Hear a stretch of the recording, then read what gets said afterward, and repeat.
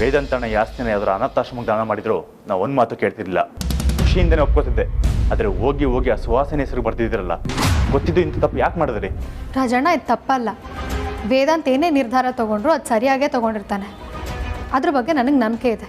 ಸರಿ, ಈ ಕಂಪ್ನಿ ವಿಚಾರ ಬೇಡಿ, ಆದರೆ ಮನೆ ಆಸ್ತಿನ ಯಾಕೆ ಸುವಾಸನೆ ಹೆಸರು ಬರೋದ್ರಿ? ಈ ಆಸ್ತಿಲಿ ಆರ್ತಿಗೊಂದು ಭಾಗ ಕೊಡೋದು ಬೇಡವಾ? ದಿಕ್ಕೆ ಒಂದು ಭಾಗ ಅಂತ ಇದೆ ಅಲ್ವಾ? ರಾಜಣ್ಣ, ಈ ಮನೆ ಆಸ್ತಿ ಯಾವುದು ಭಾಗ ಆಗಬಾರ್ದು ಅಂತಾನೆ ಎಲ್ಲ ಸುಹಾಸಿನಿ ಅತ್ತೆಗೆ ಬರೀತಿರೋದು. ವೇದಾಂತ ಹೆಸರಲ್ಲಿದ್ರು ಅಷ್ಟೇ, ಸುಹಾಸಿನಿ ಅತ್ತೆ ಹೆಸರಲ್ಲಿದ್ರು ಅಷ್ಟೇ, ಏನು ಬದಲಾಗಲ್ಲ. ಅಮ್ಮು, ನನಗೆ ಕೋಪ ಬರ್ಸ್ತಾ ಇದೆಯಾ? ಇದು ಮೂರ್ಖತನದ ನಿರ್ಧಾರ. ರಾಜಣ್ಣ ಪ್ಲೀಸ್, ಇದ್ರ ಬಗ್ಗೆ ಜಾಸ್ತಿ ಮಾತಾಡೋದು ಬೇಡ. ನಿರ್ಧಾರ ತಗೊಂಡಾಗಿದೆ. ವೇದಾಂತ್ ಒಂದು ನಿರ್ಧಾರ ತಗೊಂಡಿದ್ದಾನೆ, ಅದನ್ನು ಫಾಲೋ ಮಾಡೋದು ನನ್ನ ಕರ್ತವ್ಯ. ನಾನು ಮಾಡ್ತಾ ಇದ್ದೀನಿ. ರಾಜಣ್ಣ,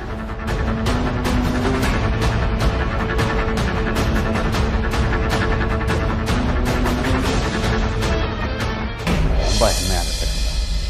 ನಿನ್ನ ಓದಿಗೆ ನೀನೇ ಒಂದು ದಾರಿ ಮಾಡಿಕೊಂಡೆ. ನನಗಂತೂ ತುಂಬ ಖುಷಿ ಆಗ್ತಾ ಇದೆ. ನನಗೆ ಅಂಜು ಅಂದರೆ ಪುಟ್ಟ ಪುಟ್ಟ ಹೆಜ್ಜೆಗಳನ್ನು ಹಾಕೋ ಚಿಕ್ಕ ಹುಡುಗಿ ನೆನಪಾಗ್ತಾಳೆ. ಆದರೆ ಅದೇ ಚಿಕ್ಕ ಹುಡುಗಿ ಇವಾಗ ದೊಡ್ಡ ದೊಡ್ಡ ಕನಸುಗಳನ್ನು ಕಾಣ್ತಾಳೆ. ತನ್ನ ಜೀವನದ ಹಾದಿನ ತಾನೇ ತೆರ್ಕೋತಾಳೆ. ಇದನ್ನೆಲ್ಲ ನೋಡಿದ್ರೆ ನನಗೆ ಹೆಮ್ಮೆ ಆಗಲ್ವಾ ಕಂದ? ಎಲ್ಲದಕ್ಕೂ ನಿಮಗೆ ಮತ್ತೆ ಅಮ್ಮಂಗೆ ಥ್ಯಾಂಕ್ಸ್ ಹೇಳಬೇಕು ಅಪ್ಪ. ನನಗೆ ಗೊತ್ತಿತ್ತು ನಿಮ್ಗೆ ಅಷ್ಟೊಂದು ದುಡ್ಡು ಒಂದೇ ಸಲ ಕೊಡೋಕ್ಕಾಗಲ್ಲ ಅಂತ. ಅದಕ್ಕೆ ನಾನು ಸ್ಕಾಲರ್ಶಿಪ್ಗೆ ಅಪ್ಲೈ ಮಾಡಿದ್ದೆ. ನಿನಗೆ ನಾಳೆನೇ ಇಂಟರ್ವ್ಯೂ ಇದೆಯಂತೆ. ಆ ಸಂಸ್ಥೆ ಚೇರ್ಮನ್ ಅವರೇ ಬಂದು ನಿನಗೆ ಇಂಟರ್ವ್ಯೂ ಮಾಡ್ತಾರಂತೆ. ನೀನು ಚೆನ್ನಾಗಿ ಓದ್ಕೊಂಡು ರೆಡಿ ಆಗೋಕಂತ. ಅಪ್ಪ, ನಾಳೆ ನನಗೆ ತುಂಬ ಇಂಪಾರ್ಟೆಂಟೇ. ನಾನು ಚೆನ್ನಾಗಿ ರೆಡಿ ಆಗಲೇಬೇಕು. ಅಪ್ಪ, ನನಗೆ ಸ್ಕಾಲರ್ಶಿಪ್ ಸಿಗುತ್ತೆ ಅಂತ ನನಗೆ ಈಗಲೂ ನಂಬಕ್ಕೆ ಆಗ್ತಿಲ್ಲ. ನಾನು ಇನ್ನೂ ಕನಸಲ್ಲೇ ತೇಲಾಡ್ತಾ ಇದ್ದೀನಿ. ಅಮ್ಮ, ಯಾವುದಕ್ಕೂ ಒಂದ್ಸಲ ನನ್ನ ಕೈಗೆ ಇಡಮ್ಮ. ಯಾಕೆ? ಇದು ಕನ್ಸ ನನ್ಸ ಅಂತ ಟೆಸ್ಟ್ ಮಾಡೋಕ್ಕೆ. ಹೌದಾ? ಈಗ ನನಗೆ ಗಿಲ್ಲಕ್ಕೆ ಒಳ್ಳೆ ಅವಕಾಶ. ಬಿಡಪ್ಪರೆ, ಏನು ನೀನು? ಅಮ್ಮ, ನೀನ್ ಗೆಲ್ಬೇಡ. ನೀನ್ ಜೋರಾಗಿ ಗಿಣ್ಬಿಡ್ತೀಯ, ನಾನೇ ಗಿಟ್ಕೋತೀನಿ. ಅಂದ್ರೆ ನಿಜ?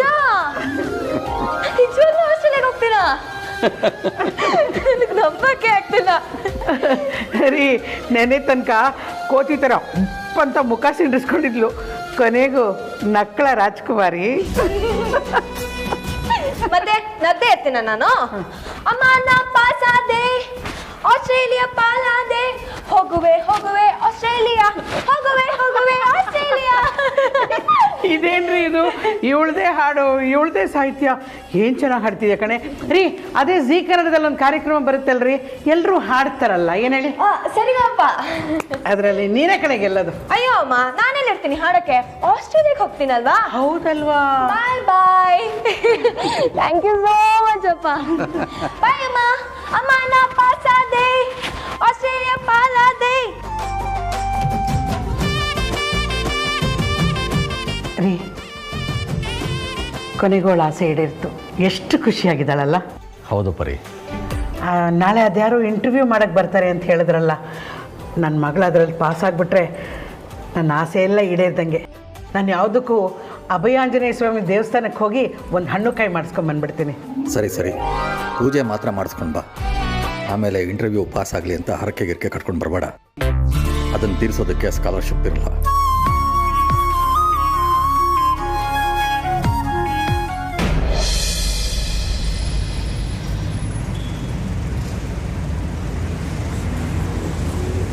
ಒಂದು ಗುಡ್ ನ್ಯೂಸ್ ಇತ್ತು ಭಾವ, ನಿಮ್ಮ ಹತ್ರ ಶೇರ್ ಮಾಡ್ಕೊಳ್ಳೋಣ ಅಂತ ಬಂದೆ. ಅಂದರೆ ನನ್ನನ್ನು ನನ್ನ ಹೆಂಡತಿ ಮಕ್ಕಳು ನೋಡೋಕೆ ಕರ್ಕೊಂಡು ಹೋಗ್ತಾ ಇದೆಯಾ? ಯಾಕ ನಗು? ಭಾವ, ಅದೇನೋ ಹೇಳ್ತಾರಲ್ಲ, ಸದಾ ಶಿವನಿಗೆ ಅದೇ ಧ್ಯಾನ ಅಂತೆ. ಹಾಗೆ ಯಾವಾಗ ನೋಡಿದ್ರೂ ಬರ್ರಿ ಇದೆ ಆಯಿತು. ನಾನು ಹೊರಗಡೆ ಹೋಗ್ಬೋದಾ, ನನ್ನ ಹೆಂಡತಿ ನೋಡ್ಬೋದಾ, ನನ್ನ ಮಕ್ಕಳನ್ನ ನೋಡ್ಬೋದಾ ಅಂತ. ಗುಡ್ ನ್ಯೂಸ್ ಅಂತ ಹೇಳಿದೆ, ಆದರೆ ಯಾರಿಗೆ ಅಂತ ಹೇಳಿಲ್ವಲ್ಲ. ನನಗೆ ಗುಡ್ ನ್ಯೂಸು, ನಿಮಗೆ ಬ್ಯಾಡ್ ನ್ಯೂಸ್. ಗುಡ್ಡೋ ಬ್ಯಾಡೋ ಅದು ನನಗೀಗ ಮುಖ್ಯ ಅಲ್ಲ. ನನಗೆ ಮುಖ್ಯ ನನ್ನ ಕುಟುಂಬ. ಸರಿ, ಏನದು ನಿನ್ನ ಗುಡ್ ನ್ಯೂಸು? 25 ವರ್ಷದಿಂದ ಕೂಡಿದ ಸಂಚಿಗೆ, ಪಟ್ಟ ಶ್ರಮಕ್ಕೆ, ಖರ್ಚು ಮಾಡಿದ ನನ್ನ ಬುದ್ಧಿಗೆ ನಾಳೆ ರಿವಾರ್ಡ್ ಸಿಗ್ತಾ ಇದೆ.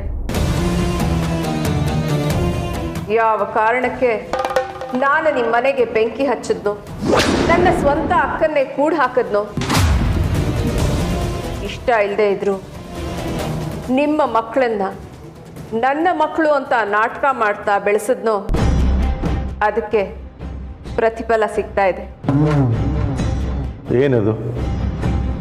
ನಿಮ್ಮ ಮುದ್ದಿನ ಸೊಸೆ ಅಮೂಲ್ಯ ಇಡೀ ವಸಿಷ್ಠ ಕುಟುಂಬದ ಆಸ್ತಿನ ನನ್ನ ಹೆಸರಿಗೆ ಬರೀತಾ ಇದ್ದಾಳೆ.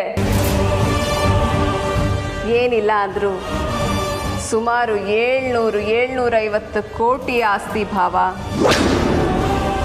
ನನ್ನ ಕನಸೆಲ್ಲ ನನ್ಸಾಗ್ತಾ ಇದೆ.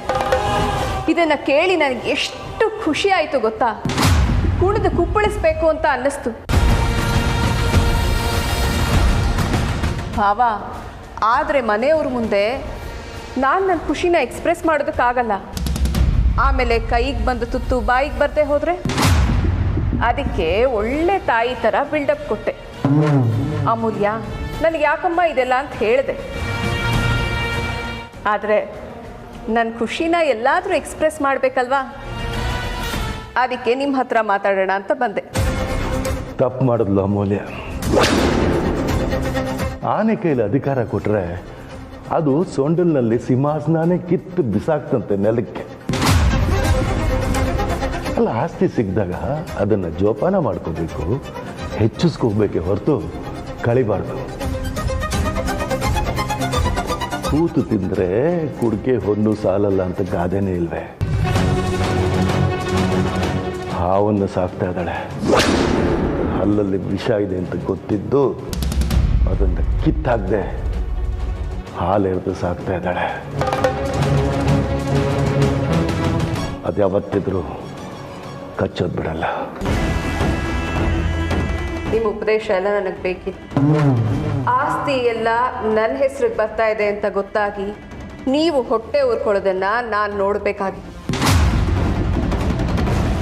ನಿಮ್ಮ ಮಗನ ಕಂಪನಿ, ಆಸ್ತಿ, ಮನೆ ಎಲ್ಲ ನನ್ನ ಹೆಸ್ರಿಗೆ ಬರ್ತಾ ಇದೆ ಅಂತ ಗೊತ್ತಾಗಿ ನಿಮಗೆ ಬೇಜಾರಾಗುತ್ತಲ್ಲ, ಅದನ್ನು ನೋಡಿ ಡಬಲ್ ಸಂತೋಷ ಪಡೋದಕ್ಕೆ ನಾನು ಬಂದಿದ್ದು.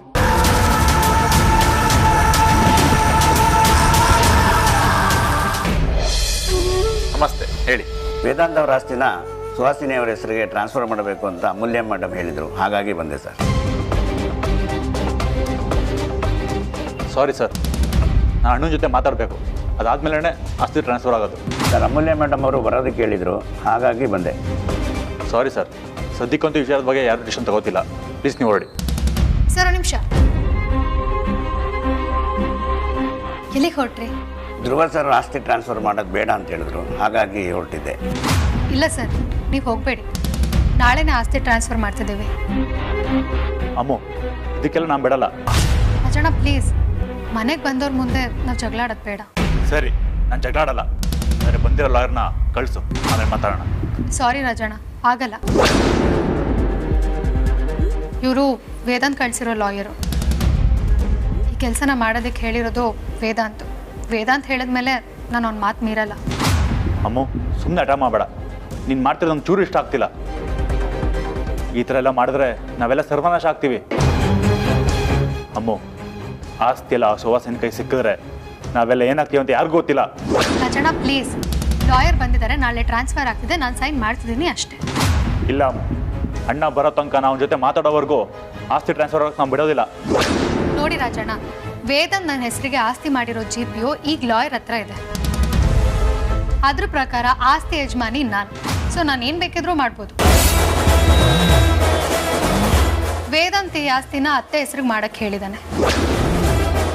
ಈ GPO ಪೇಪರಲ್ಲೂ ಹಾಗೆ ಇದೆ. ಇದನ್ನು ನಾನು ಮಾಡೇ ಮಾಡ್ತೀನಿ, ಯಾವುದೇ ಕಾರಣಕ್ಕೂ ಮಿಸ್ ಮಾಡಲ್ಲ.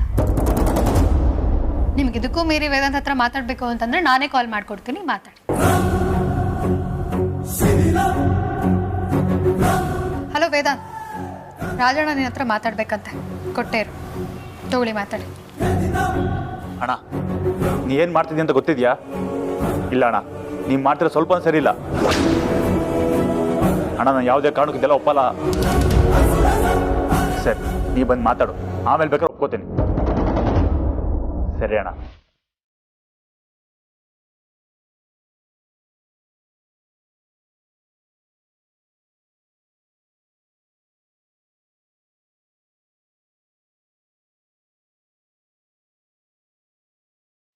ಸರಿ ಹೇಳಿ, ಎಲ್ಲೆಲ್ಲಿ ಸೈನ್ ಮಾಡಬೇಕು?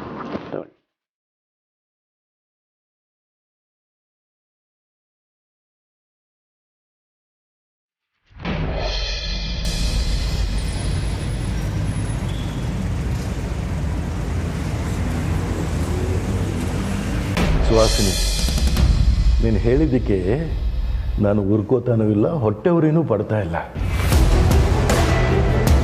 ಈ ಸಂತೋಷದಲ್ಲಾದರೂ ನನ್ನ ಬಿಟ್ಟುಬಿಡು. ನಿನಗೆ ಅವತ್ತೇ ಹೇಳಿದ್ದೀನಿ, ನನಗೆ ಆಸ್ತಿ ಏನೂ ಬೇಡ. ಈ 3 ಕಾಸಿನ ಆಸ್ತಿಗೋಸ್ಕರ ತಾನೇ ನೀನು ನನ್ನನ್ನು ನನ್ನ ಹೆಂಡತಿ ಮಕ್ಕಳಿಂದ ದೂರ ಮಾಡಿದ್ದು. ನಾವೆಲ್ಲೋ ದೂರ ಹೋಗಿ ಗಂಜಿ ಕುಡ್ಕೊಂಡಾದ್ರೂ ಜೀವನ ಮಾಡ್ತೀವಿ. ಯಾವುದೇ ಕಾರಣಕ್ಕೂ ನಿನ್ನ ವಿಚಾರಕ್ಕಂತೂ ಬರಲ್ಲ. ಪ್ಲೀಸ್ ನನ್ನನ್ನು ನನ್ನ ಹೆಂಡತಿ ಮಕ್ಕಳ ಹತ್ರ ಕಳಿಸ್ಕೊಡು. ಭಾವ, ನೀವು ನಿಜವಾಗ್ಲೂ ಇಷ್ಟೊಂದು ಇನ್ನೋಸೆಂಟಾ ಅಥವಾ ಇನ್ನೋಸೆಂಟ್ ಥರ ಆ್ಯಕ್ಟ್ ಮಾಡ್ತೀರಾ? ಮದುವೆ ಇನ್ವಿಟೇಷನ್ ಪ್ರಿಂಟ್ ಆದ ತಕ್ಷಣ ಮದುವೆ ಆದಾಗಲ್ಲ ಭಾವ, ತಾಳಿ ಕಟ್ಟಿದ್ರೇನೆ ಮದುವೆ ಆದಾಗ.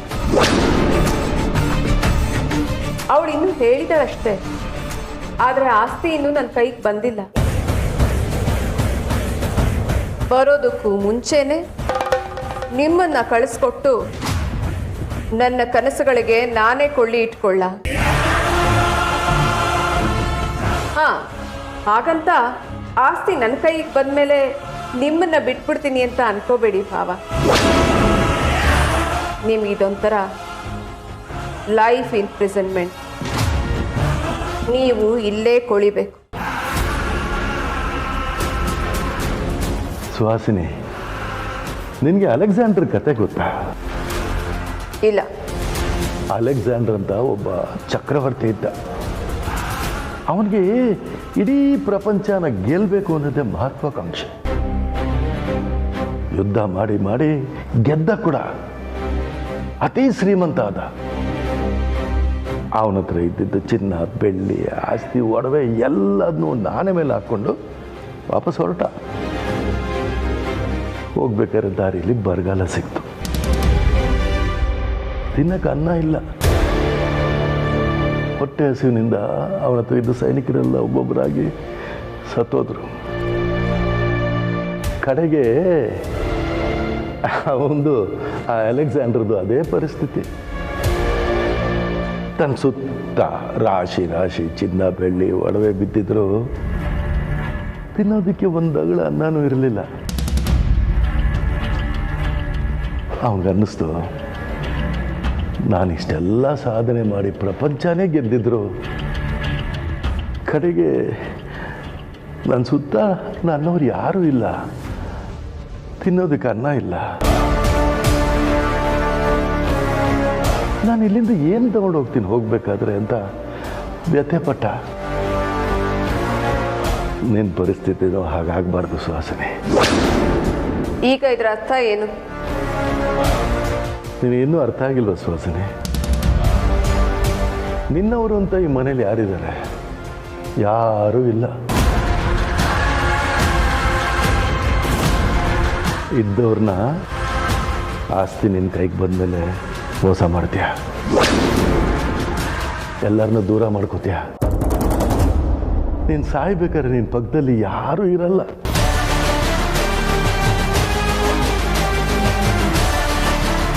ಸುಹಾಸಿನಿ ನೋಡು, ಈ ಆಸ್ತಿ, ಹಣ ಎಲ್ಲ ನಶ್ವರ. ಪ್ರೀತಿ ಒಂದೇ ಶಾಶ್ವತ. ನನಗೆ ನನ್ನ ಹೆಂಡತಿ ಮಕ್ಕಳ ಪ್ರೀತಿ ಬೇಕು, ಆದರೆ ನಿನಗೆ ಜೀವ ಇಲ್ಲದೆ ಇರೋ, ಪ್ರೀತಿ ತೋರ್ಸಕ್ಕೆ ಆಗದೆ ಇರೋ ಹಣ ಬೇಕು. ನೀನು ಹಣ ಇದ್ರೂ ಬಡವಳು, ಆದರೆ ನಾನು ಬಡವನಾಗಿದ್ದರೂ ಪ್ರೀತಿಲಿ ಶ್ರೀಮಂತ. ನನ್ನ ಮಾತು ಕೇಳು ಸುಹಾಸಿನಿ, ಈ ಹಣ ಹಣ ಹಣ ಅಂತ ಹಣದಿಂದ ಬಿದ್ದು ಬೀದಿ ಹಣ ಆಗಬೇಡ.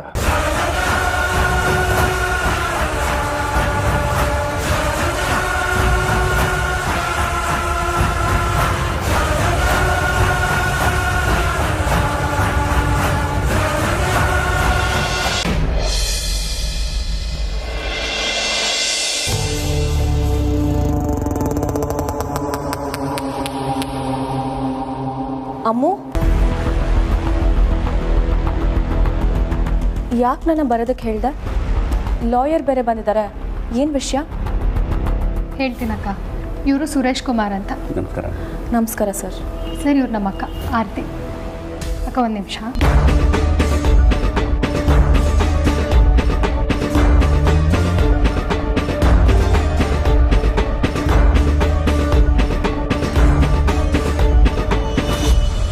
ಅಮೂಲ್ಯ, ನೀವೆಲ್ಲರೂ ಸೈನ್ ಮಾಡ್ತಾ ಇರೋದು ಪ್ರಾಪರ್ಟಿ ಪೇಪರ್ಸ್ಗಲ್ಲ, ನಿಮ್ಮ ಡೆತ್ ಸರ್ಟಿಫಿಕೇಟ್ಗೆ.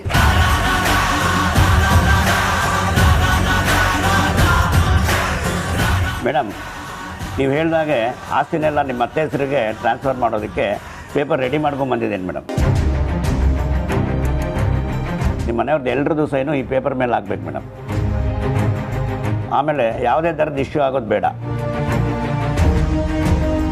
ನಿಮ್ಮ ಫ್ಯಾಮಿಲಿಲಿ ಆಸ್ತಿ ವಿಷಯಕ್ಕೆಲ್ಲ ಜಗಳ ಆಡೋದು ಚೆನ್ನಾಗಿರಲ್ಲ. ಇಲ್ಲ ಸರ್, ಖಂಡಿತ ಎಲ್ಲರ ಹತ್ರ ಸೈನ್ ಮಾಡಿಸ್ಕೊತೀನಿ. ಆಮೇಲೆ ಆಸ್ತಿ ವಿಚಾರಕ್ಕೆಲ್ಲ ನಮ್ಮ ಫ್ಯಾಮಿಲಿಲಿ ಯಾರೂ ಜಗಳ ಆಡಲ್ಲ. ಆ ಥರ ಅಭಿಪ್ರಾಯ ನೀವು ಇಟ್ಕೋಬೇಡಿ. ನಾನು ಬರ್ತೇನೆ. ಅಮ್ಮು, ಯಾಕೆ, ಏನಾಗಿದೆ ನಿನಗೆ? ಸುಹಾಸಿನಿ ಅತ್ತೆ ಹೆಸರಿಗೆ ಯಾಕೆ ಆಸ್ತಿ ಮಾಡಿಸ್ತಿದ್ಯಾ? ಯಾಕಕ್ಕ, ನಿನಗೂ ನಮ್ಮ ಮೇಲೆ ನಂಬಿಕೆ ಇಲ್ವಾ? ಇದು ನಿನ್ನ ಮೇಲಿನ ನಂಬಿಕೆ ಪ್ರಶ್ನೆ ಅಲ್ಲ ಅಮ್ಮು, ಸುಹಾಸಿನಿ ಅತ್ತೆ ಮೇಲಿನ ನಂಬಿಕೆ ಪ್ರಶ್ನೆ. ಅಲ್ಲ, ಇದೆಲ್ಲ ನೀನು ಮಾಡ್ತಿರೋದು ಸರಿ ಅಂತ ಅನ್ನಿಸ್ತಿದ್ಯಾ? ಖಂಡಿತ ಸರಿದೆ ಅಕ್ಕ, ನೀನೇನು ತಲೆ ಕೆಡಿಸ್ಕೋಬೇಡ. ಅಮ್ಮು, ಸುಹಾಸಿನಿ ಅತ್ತೆ ಮೇಲೆ ಯಾಕೆ ಇಷ್ಟೊಂದು ನಂಬಿಕೆ ನಿನಗೆ? ಅವ್ರ ಮೇಲೆ ನಿನಗೆ ಅನುಮಾನ ಇತ್ತಲ್ವಾ? ಇದ್ದಕ್ಕಿದ್ದ ಹಾಗೆ ಯಾಕೆ ಇಂಥ ಬದಲಾವಣೆ ನಿನ್ನಲ್ಲಿ? ಮುಂಚೆ ಇತ್ತಕ್ಕ, ಆದರೆ ಈಗಿಲ್ಲ. ಬದಲಾವಣೆ ಜಗದ ನಿಯಮ ಅಂತಾರಲ್ಲ, ಹಾಗೆ ನಾನು ಬದಲಾಗಿದ್ದೀನಿ. ಅಂದರೆ ನಿನ್ನ ಅನುಮಾನಕ್ಕೆಲ್ಲ ನಾಳೆ ಆಫೀಸಲ್ಲಿ ಉತ್ತರ ಸಿಗತ್ತೆ. ಅಮ್ಮು,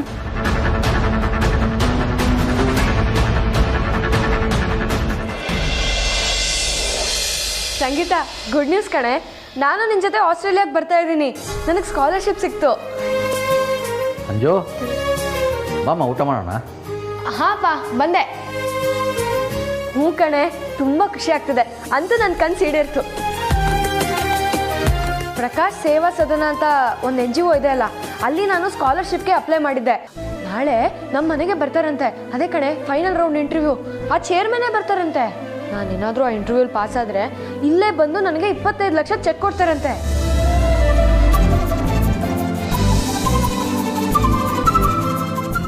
ರೀ, ಏನು ನೋಡ್ತಿದ್ದೀರಾ? ಮಗಳನ್ನ ಕರ್ಕೊಂಡು ಬನ್ನಿ ಅಂತ ಹೇಳಿದೆ, ನೀವು ಹಾಗೆ ನಿಂತ್ಬಿಟ್ರಲ್ಲ. ಅವಳ ಮುಖದಲ್ಲಿರೋ ಖುಷಿ ನೋಡ್ತಾ ಇದ್ರೆ ಹೊಟ್ಟೆನೇ ತುಂಬಿಡ್ತು ಪರಿ. ಜೀವನ ಎಷ್ಟು ವಿಚಿತ್ರ ಅಲ್ವಾ? ನಿನ್ನೆ ಅಂಜು ಆಸ್ಟ್ರೇಲಿಯಾಕ್ಕೆ ಹೋಗೋದಕ್ಕೆ ಆಗ್ತಾ ಇಲ್ಲ ಅಂತ ಊಟ ಬಿಟ್ಟಿದ್ಲು. ಇವತ್ತು ಆಸ್ಟ್ರೇಲಿಯಾಕ್ಕೆ ಹೋಗೋ ಖುಷಿಯಲ್ಲಿ ಊಟನೇ ಮಾಡ್ತಾ ಇಲ್ಲ. ಯಾಕೆ ಈಗೇನಾಯ್ತು? ಏನೂ ಇಲ್ಲ ರೀ. ಏನೋ ಇದೆ. ಇನ್ನು ಇವಳು ಆಸ್ಟ್ರೇಲಿಯಾಗೆ ಹೋಗ್ಬಿಟ್ರೆ ನಾವಿಬ್ಬರೇ ಆಗ್ತೀವಲ್ಲ, ಯೋಚನೆ ಆಗಿತ್ತಷ್ಟೆ. ಅಯ್ಯೋ ಹುಚ್ಚಿ, ನಮ್ಮ ಬಗ್ಗೆ ಯೋಚನೆ ಮಾಡಿಕೊಂಡು ಮಕ್ಕಳು ಕನಸಕ್ಕೆ ಕಲ್ಲು ಹಾಕೋದಕ್ಕಾಗತ್ತಾ? ಹೆಣ್ಣೆತ್ತವ್ರು ನಾವು. ಮಕ್ಕಳನ್ನೆಲ್ಲ ಕಳಿಸಿ ನಾವು ಯಾವತ್ತಿದ್ರೂ ಒಂಟಿನೇ. ನನಗೆ ನೀನು, ನಿನಗೆ ನಾನು.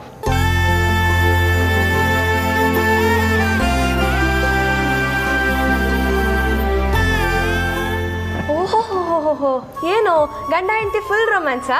ಏಯ್, ಹಾಕ್ತೀನಿ ನೋಡು. ಕಣ್ಣ ಸಲಿಗೆ ಸಲಿಗೆ ಎನ್ನ ಸಲಿಗೆ. ಅಮ್ಮ, ಅಮೂಲ್ಯ ಅವರೇ, ಏನಾದರೂ ಬೇಕಿತ್ತಾ? ಅಮ್ಮ ನಿಮಗೆ ಮೊನ್ನೆ ತಾನೇ ಹೇಳಿದ್ದೀನಿ, ನನ್ನ ಅವರೇ ಗಿವ್ರೆ ಅಂತ ಕರಿಬೇಡಿ, ಅಮ್ಮು ಅಂತ ಕರೀರಿ ಅಂತ. ಅದು ಅಮೂಲ್ಯ ಅವರೇ, ಸಡನ್ನಾಗಿ ಕರೆಯೋಕ್ಕೆ ಕಷ್ಟ ಆಗುತ್ತೆ. ಸಡನ್ನಾಗಿ ಕರೆಯೋದಕ್ಕೆ ನನ್ನ ಹೆಸರೇನು ಬ್ರಹ್ಮರಾಂಬಿಕೆ ತಿಲೋತ್ತಮೆ ಅಂತೇನಿಲ್ಲ. ಸುಲಭವಾಗಿ ಅಮ್ಮು ಅಂತ ಕರೀರಿ. ಅಮ್ಮು, ಇದು ಇದು ಆ್ಯಕ್ಚುಲಿ ಚೆನ್ನಾಗಿರೋದು. ಅಮ್ಮು, ಏನಾದರೂ ಬೇಕಿತ್ತಾ? ಹ್ಞೂ ಅಮ್ಮ, ನಿಮ್ಮ ಅಭಿಪ್ರಾಯ ಬೇಕಿತ್ತು. ಯಾವುದ್ರ ಬಗ್ಗೆ? ಈಗ ಸುಹಾಸಿನಿ ಅತ್ತೆಗೆ ಎಲ್ಲ ಆಸ್ತಿನೂ ಭರಿಸ್ತಿದ್ದೀವಲ್ಲ, ಅದ್ರ ಬಗ್ಗೆ.